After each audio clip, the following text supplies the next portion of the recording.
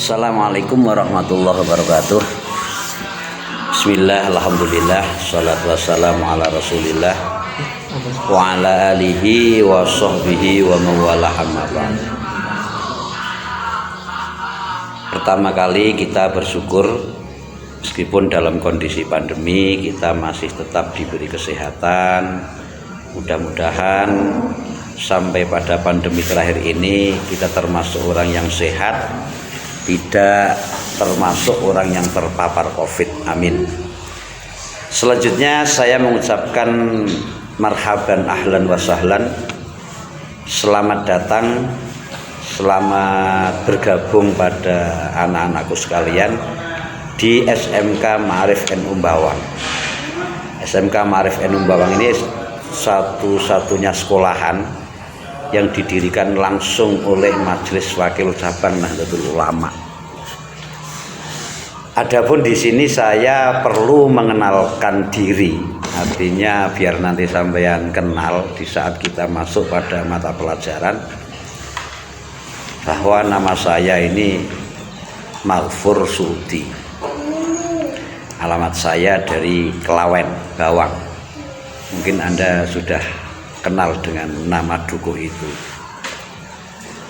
Sedangkan status saya di SMK Ma'arif NU Bawang ini adalah sebagai guru, tapi juga sebagai wakil kepala di bidang sarana dan prasarana. Di SMK ini teman-teman, anak-anakku sekalian itu sering memanggil saya Bah Apung. Itu memang dari kecil nama saya Maghfur, tapi banyak orang memanggil saya dengan Apung. Nah, di sekolah ini saya dikenal dengan Bah Apung. Sementara itu saja, kalian nanti akan lebih kenal lebih dalam, kenal lebih jelas ketika nanti mudah-mudahan ya pandemi ini berakhir dan kita akan masuk sekolah dan kita akan sering bertemu dan kita akan membahas mata pelajaran. Nah, sementara status saya di sini sebagai guru adalah guru ke-NO-an. Ke-NO-an ini nanti di SMK Ma'arif NU Bawang akan menggunakan sistem pembelajaran dengan stadion general. Jadi ada penggabungan antara kelas 11 dan kelas 12. Modelnya seperti seminar nanti. Dan itu kita akan bertemu 1 minggu sekali. Ya, kita akan bertemu 1 minggu sekali.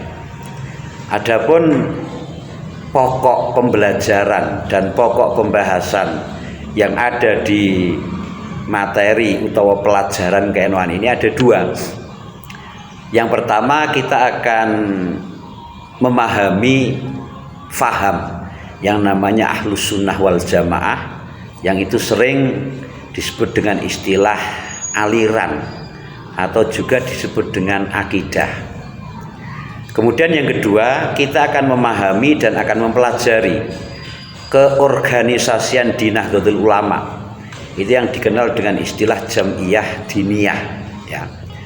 2 pokok pembahasan ini yang kita nanti akan kaji, kita nanti akan fahami dalam waktu 2 semester.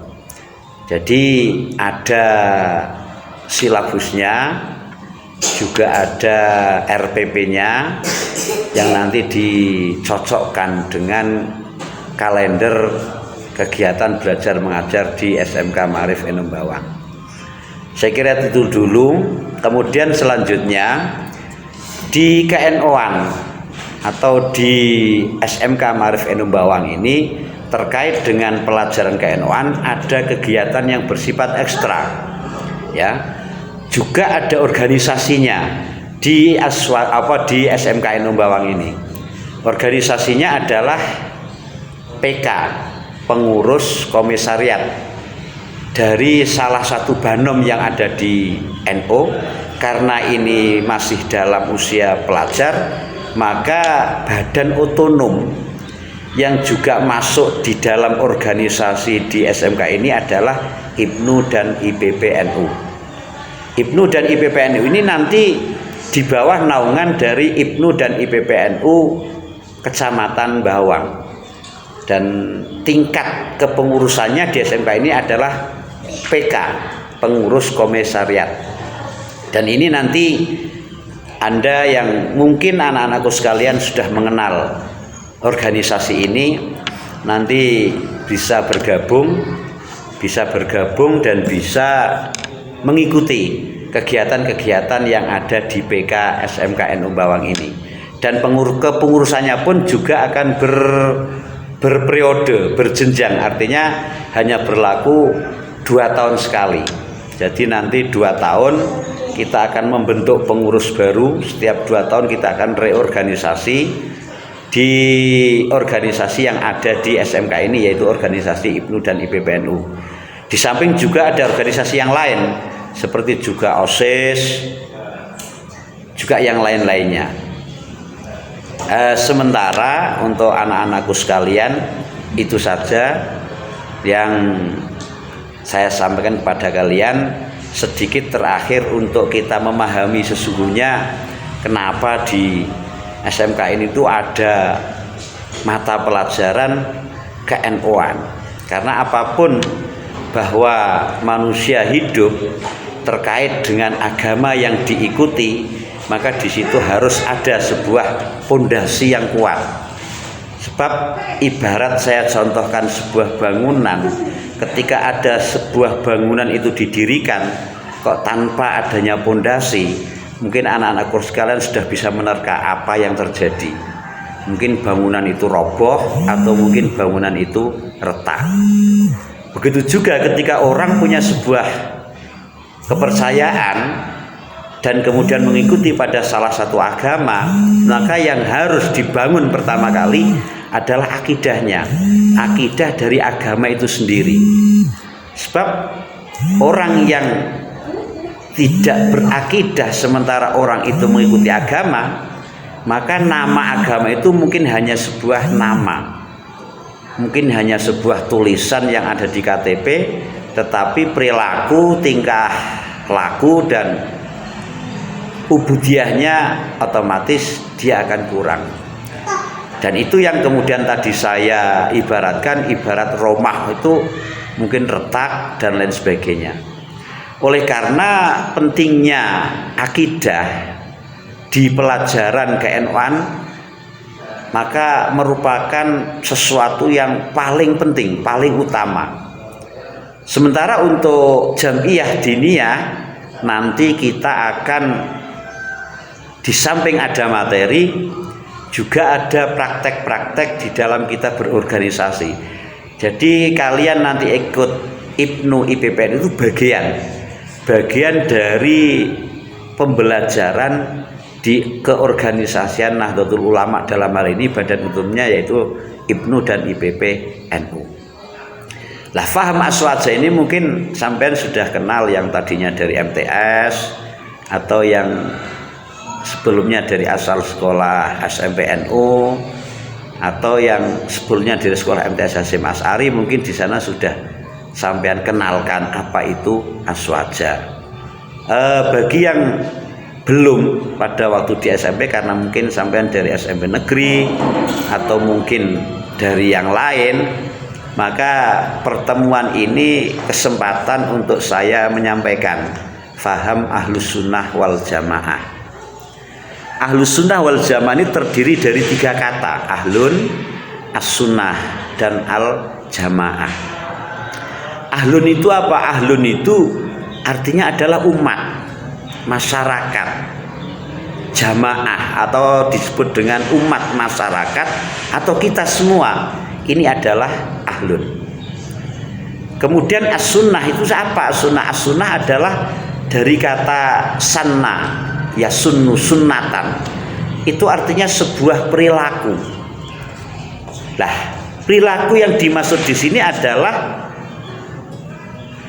perilaku yang dicontohkan oleh Rasulullah, yang perilakunya Rasulullah itu berdasarkan dari Al-Quran yang diturunkan oleh Allah kepada Rasulullah melalui malaikat Jibril. Jadi kalau kita gabungkan Ahlus Sunnah adalah masyarakat yang perilakunya itu ittiba atau mengikuti pada perilakunya Rasulullah Shallallahu Alaihi Wasallam yang dasarnya adalah Al-Quran. Itu artinya ahlus sunnah. Kemudian wal jamaah, kenapa harus ada wal jamaah? Karena kita tahu bahwa Rasulullah SAW itu lahir di tahun 507. 63 usia Rasulullah berarti di tahun sekitar 700-an ya, 670-an. Nah, sementara apa yang terjadi di saat zamannya Rasulullah dengan kehidupan kita di tahun 2021 ini justru sudah jauh berbeda. Mulai dari politik, mulai dari teknologi, mulai dari budaya dan seterusnya. Dan yang perlu kita ketahui bahwa Islam ini agama yang bukan hanya diikuti oleh orang Mekah, di mana tempat kelahirannya Kanjeng Nabi, tapi juga diikuti oleh seluruh dunia. Oleh karena di setiap negara pasti punya budaya, dan berbeda negara akan terjadi perbedaan budaya. Sementara syariat Islam yang dibawa oleh Rasulullah itu satu, yang akan diterapkan di semua negara. Oleh karena perlu adanya jamaah. Jamaah itu apa? Jamaah itu ulama yang mendapatkan warisan dari Rasulullah SAW, yaitu warisan ilmu. Sampai kan sudah paham yang dengan hadis yang disebut al-ulama warasatul anbiya. Lah orang yang mewarisi ilmunya Rasulullah SAW itu tidak seluruhnya. Ada 3 pokok ajaran di Islam yang dibawa oleh Kanjeng Nabi. Itu yang pertama adalah akidah. Lah fan ilmu untuk memahami ilmu akidah itu namanya ilmu tauhid, disebut dengan ilmu teologi. Kemudian ajaran yang kedua yaitu syariah atau sering disebut Islam. Nah, syariah ini juga salah satu ajaran di antara 3 pokok ajaran di Islam. Syariah ini apa? Syariah ini adalah cara untuk kita melakukan ibadah, cara untuk kita melakukan perintahnya Allah dan seterusnya. Kemudian ajaran yang ketiga ini namanya akhlak atau disebut dengan apa? Disebut dengan etika, disebut dengan ihsan. Lah untuk syariah ini ada fan ilmunya untuk kita memahami ke situ. Ilmunya namanya ilmu fikih, ya.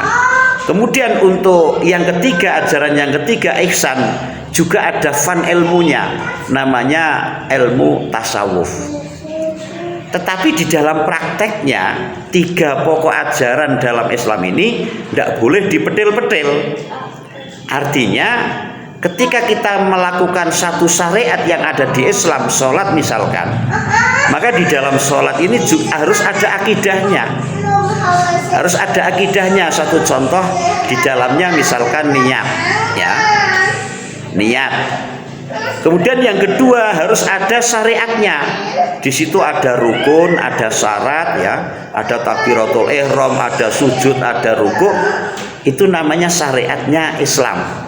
Kemudian di situ juga ada ihsannya, seperti kita berpakaian yang bersih, di samping nutupi aurat juga berpakaian yang bersih, yang sopan, juga ada khusyuk, ada tadarruk.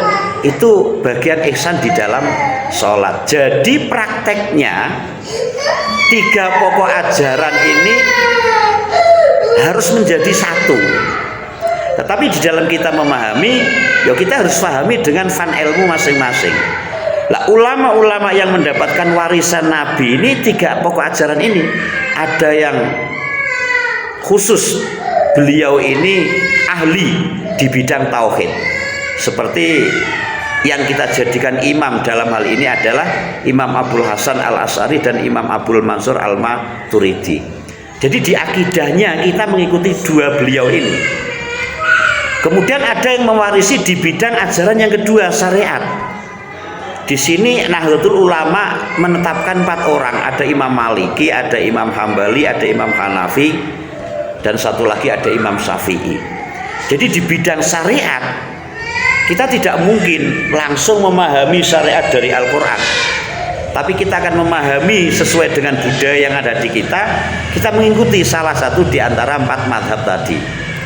Kemudian di bidang ihsan, di bidang akhlak, ada 2 pewaris ulama yang kita jadikan sebagai imam. Satu yaitu Imam Al-Junaidi, 2 Imam Al-Ghazali. Jadi ada Imam Abul Hasan Al-Asy'ari, ada Imam Abdul Mansur Al-Maturidi, ada Imam Malik, ada Imam Hanafi, ada Imam Hambali, ada Imam Ghazali, ada Imam Al-Junaidi. Ini yang dimaksud dalam al-jamaah. Jadi kesimpulannya kita butuh terhadap al-jamaah, karena tanpa itu kita nggak mungkin bisa mempraktekkan sholat. Kalau kita akan sholat kok mengikuti dalil yang ada di Al-Quran, yang di situ hanya ada aqimus sholat, caranya bagaimana kita tidak tahu. Kemudian ketika kita mengikuti hadis Rasul mengatakan shollu kama ra'aitumuni usolli, kita tidak menangi Kanjeng Nabi. Maka kita bisa melakukan sholat ini mengikuti mazhab-mazhab dari yang ajarannya adalah ajaran yang kedua, yaitu syariah. Ketika kita kesimpulkan bahwa apa itu al-jamaah, al-jamaah adalah kelompok ulama yang kita ikuti di dalam 3 ajaran pokok yang ada di agama Islam. Jadi di bidang akidah kita mengikuti Imam Abul Hasan Al-Asy'ari dan mengikuti Imam Abu Al-Maturidi. Ini namanya kita mengikuti pada jamaah, tidak hanya as-sunnah tapi juga ad-jamaah. Di bidang fikih kita bermadzhab pada Imam Syafi'i, berarti Imam Syafi'i ini adalah al-jamaah untuk kita. Di bidang tasawuf, di bidang akhlak kita mengikuti Imam Ghazali, berarti Imam Ghazali ini al-jamaah buat kita. Jadi nak disimpulkan, ahlun ini kita, as-sunnah ini Rasulullah, di dalamnya ada Al-Quran, dan al-jamaah ini madhab kita. Ahlus sunnah wal jamaah berarti kita yang di dalam beragama mengikuti perilakunya Rasul yang berdasarkan Al-Quran. Di zaman kita juga mengikuti orang yang diwariskan oleh Rasul, yaitu waris ulama. Saya kira itu sekelumit pemahaman tentang aswaja. Oleh karena nanti kita akan sambung bertahap sesuai dengan silabus dan sesuai dengan RPP yang ada. Itu dulu yang saya sampaikan atas atensi dari anak-anakku sekalian dan atas partisipasi dari anak-anakku sekalian di dalam mengikuti apa yang saya sampaikan ini. Hanya satu, mudah-mudahan anak-anakku sekalian ini akan menjadi anak soleh dan soleha, berguna bangsa, nusa dan agama. Cukup sekian. Wallahul muwaffiq ila aqwamit thoriq. Assalamualaikum warahmatullahi wabarakatuh.